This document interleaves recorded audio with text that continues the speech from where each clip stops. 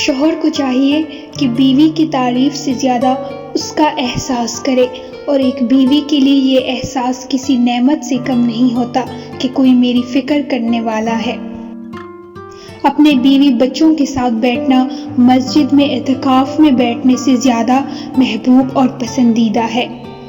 بیوی موم کی طرح نرم فطرت والی ہوتی ہیں، جس سانچے میں ڈالنا چاہو گے ڈل جائے گی، بشرط شوہر نرمی کا برتاؤ کرے۔ میاں بیوی کا رشتہ مقابلے کا نہیں، محبت کا رشتہ ہے۔ اپنی بیوی کو کبھی بھی دکھ نہ دیں، کیونکہ بیویوں کی دنیا بہت چھوٹی ہوتی ہے، اپنے شوہر سے شروع ہوتی ہے اور اپنے شوہر پر ہی ختم ہو جاتی ہے۔ شوہر کا تھوڑا احساس کرنا بیوی کے سارے غم ہلکے کر دیتا ہے۔ بیوی اپنے شوہر سے اس وقت تک لڑتی یا ضد کرتی ہے جب تک اس سے پیار کی امید ہوتی ہے۔ جب وہ امید ختم ہو جاتی ہے تو وہ لڑنا اور ضد کرنا بند کر دیتی ہے۔ بیوی جب اپنے مسائل شوہر کو بتاتی ہے تو اس کا یہ مطلب نہیں ہوتا کہ وہ شکایت کر رہی ہے، بلکہ وہ آپ پر اعتماد کرتی ہے۔ بیوی سے اپنے والدین کی عزت کی توقع کرنے سے پہلے بیوی کے والدین کی عزت کرے، تاکہ بیوی بھی خوشی سے آپ کے والدین کی عزت اور خدمت کرے۔ ہمسفر خوبصورت نہیں، قدر کرنے والا ہونا چاہیے۔